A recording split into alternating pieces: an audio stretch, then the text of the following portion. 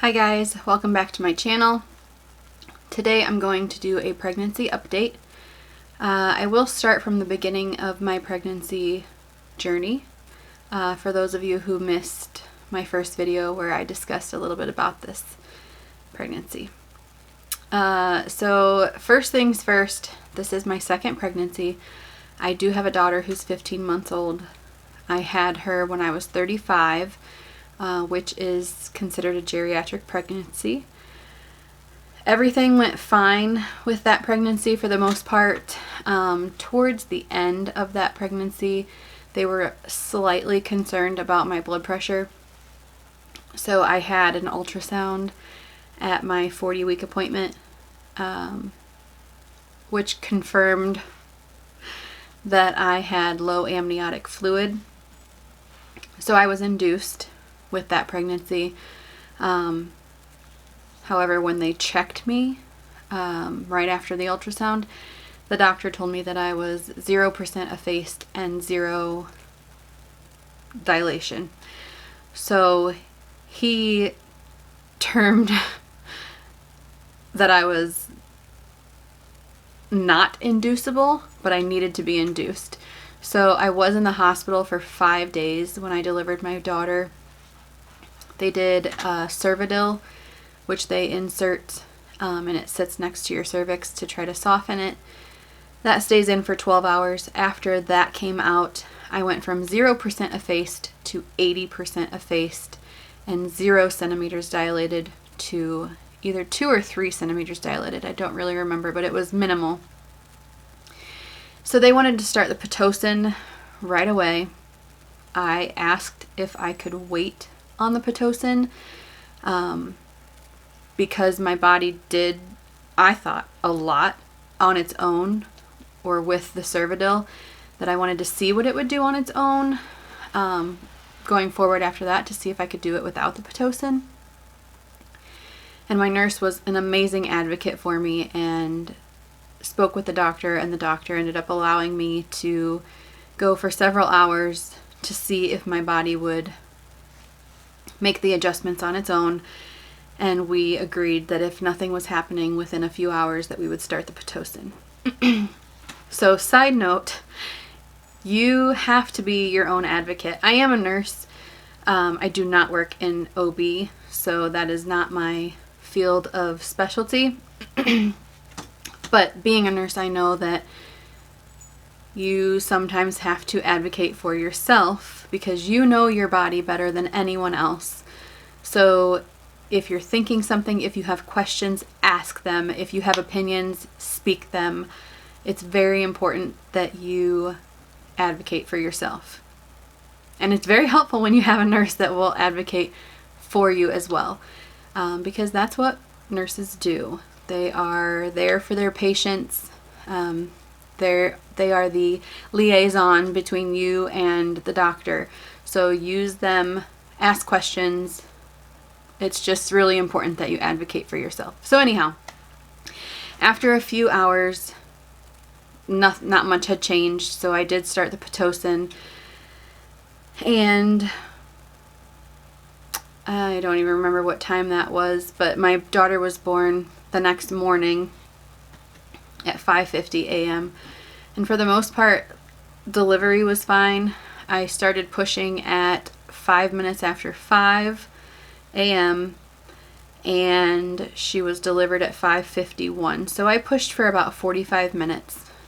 Towards the very end of my pushing, they were concerned that the baby's heart rate was dropping and I had excessive bleeding, that they weren't sure if it was coming from me or from the baby. So normally you push during a contraction, and they were having me push just to get the baby out. So luckily everything was fine.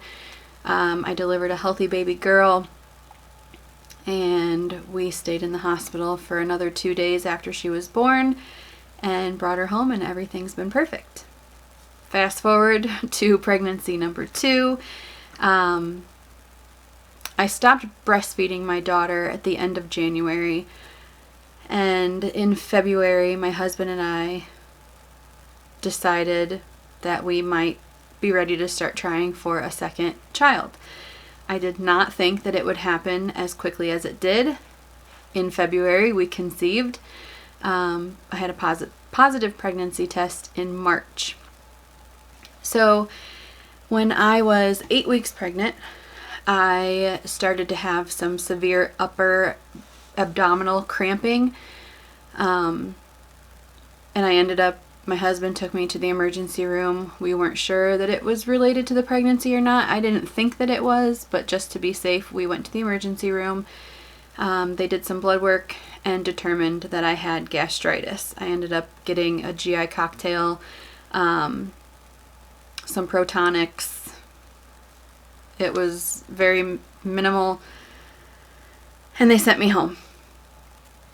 So everything seemed fine for a few months. So that was in March.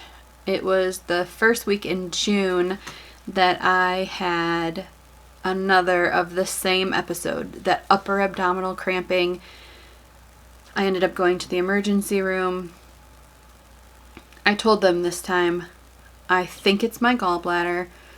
The blood work confirmed that my liver enzymes were high, bile acids were high, bilirubin high.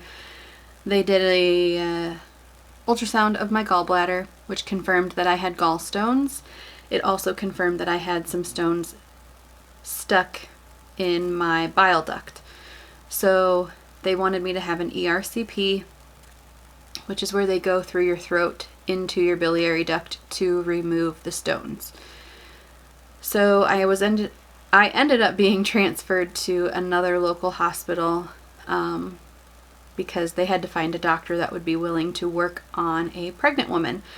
I didn't realize how many doctors don't want to touch you when you're pregnant. So we found a doctor who was willing to do the procedure.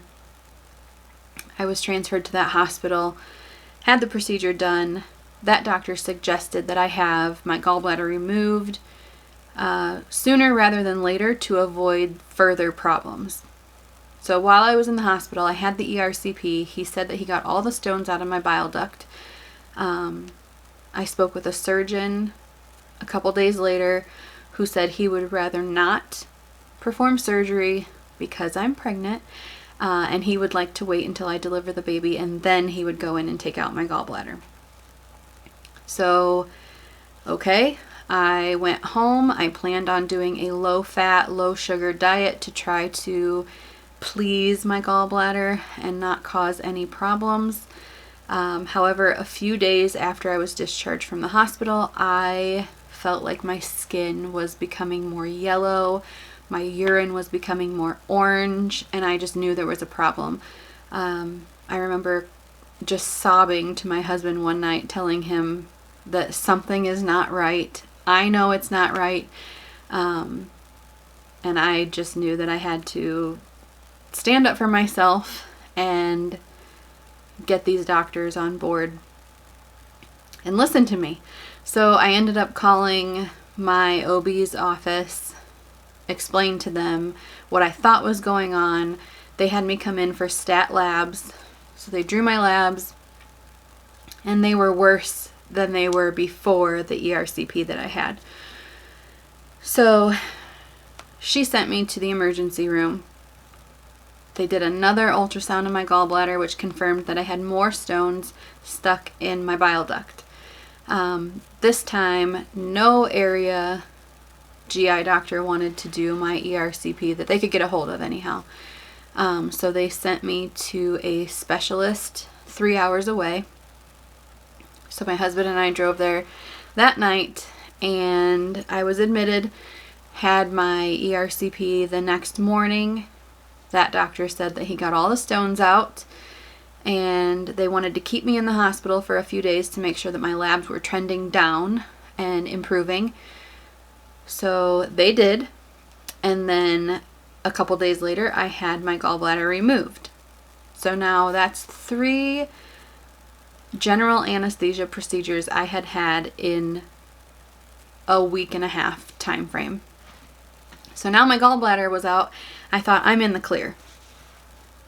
1 week after my gallbladder was removed, I was in extreme pain again, upper belly, abdominal pain. I went to the emergency room. At that point, I was 21 weeks pregnant, and they will not take you in the emergency room anymore. You have to go to the OB triage. So I went up there. They drew my labs again. Labs don't look good. Sure enough, sent me for an ultrasound of my upper quadrant, where they saw that I have more stones in my bile duct. So I had another ERCP that same day by a doctor locally who was willing to try. I was under general anesthesia for about an hour. He did not want to keep me under any longer than that because of the pregnancy, which I respect. But he was not able to get the stones out at that time. So he placed a biliary stent to allow the bile fluid to pass through, to hopefully get me by pain-free, which it has so far. So here I am, 30 weeks pregnant. So it's been a little while since I had that stent placed. He explains that the stent is only good for 2 to 4 months. And that's an average. The complications we've talked about are, there's a wide range of things that can happen. The stent itself can slip out of place, allowing things to get blocked again, causing the labs to be bad, the skin to turn yellow, the urine to turn orange, etc. Just having the same issues all over again, requiring a more immediate procedure. The other thing that can happen, he explained that the stent is a foreign object in your body, and bacteria are drawn to foreign objects. So if that were to happen, you can have an infection, which can turn into a systemic infection. You don't want to be delivering a baby with an infection. You don't want to be having surgery with an infection. So he just suggests that we get the stent out sooner rather than later. So his suggestion was that I be induced at 37 weeks pregnant so that I can have the baby and then have another surgery to remove the stent and the stones. He spoke with my OB, who had a high-risk meeting with my entire OB office, and they have determined that they want me to have the stent replaced at 32 weeks, which is in 2 weeks. They want me to have steroid injections at least 72 hours prior to the procedure, just to make sure the baby's lungs are as developed as possible in case anything should happen and I would deliver the day of the procedure. So I am hopeful that when I have this procedure that they will be able to get the stent and the stones, and I will just be done with it. I'll be able to go to 39 or 40 weeks of this pregnancy, have my baby, and everything be fine. The doctors, again, they don't want to keep me under general anesthesia any longer than they have to. So the OBs are suggesting that I just have the stent replaced, go to 39 or 40 weeks of the pregnancy, and then after delivery have another ERCP where he can keep me under anesthesia as long as he has to remove the stent and the stones. So we'll see what happens with that. I will keep you updated. The other roadblock I've come to with this pregnancy is that I had my glucose test a few weeks ago, and just the 1 hour test where you drink the sugary drink and then an hour later have your blood drawn. And I failed that test, although I'm not really sure how everyone's doctor's offices do the test. The lab work that I received said that a normal range for glucose is, for my lab, I think it was 70 to 140 or 139. And my glucose came out to 137. So the doctor's office that I go to, when you're pregnant, they prefer that your glucose be under 135. So I was off by a couple points, so I had to go back and do the 3 hour glucose test, where you fast for 12 hours go in, you have your blood drawn, so you have your fasting range. You drink twice the amount of the sugary drink. An hour later, a blood draw. An hour later, blood draw. 1 more hour, and a last 4th blood draw. So I called a few days after doing that and asked them what my results were. I spoke to the nurse that day. She said of my 4 blood draws, I had 1 that was out of range. So she didn't think that anything was of concern. I saw the doctor yesterday. I had another ultrasound to check an estimated fetal weight. So at 30 weeks, my baby is weighing in at approximately 3 pounds, 7 ounces, which is in the 48th percentile. Everything that we can tell from an ultrasound looks good. The doctor did not mention anything about my glucose test, so I'm assuming everything is fine there. So that's pleasing. Another thing that's exciting for me is I have not gained as much weight this pregnancy as I did last time, and it could just be because of everything that I've gone through. I was watching what I ate a lot better, trying to avoid the fats and sugars to please my gallbladder. Although now I'm not really doing anything special. He told me I was on a regular diet, and I have embraced it. So I will keep you updated. I am calling the doctor's office today to try to schedule my ERCP, and then I will fill you in on the steroid injections, that process. I believe it's an injection in your butt, and you have to do 2 of them within 24 hours of each other, and those have to be done 72 hours before the ERCP, in case I were to have any complications and end up delivering. So I will keep you updated, but that so far is my pregnancy journey. So thanks so much for watching. Please subscribe. Thumbs up if you like this video and you want to see more pregnancy updates. And I will see you in my next video. Thanks.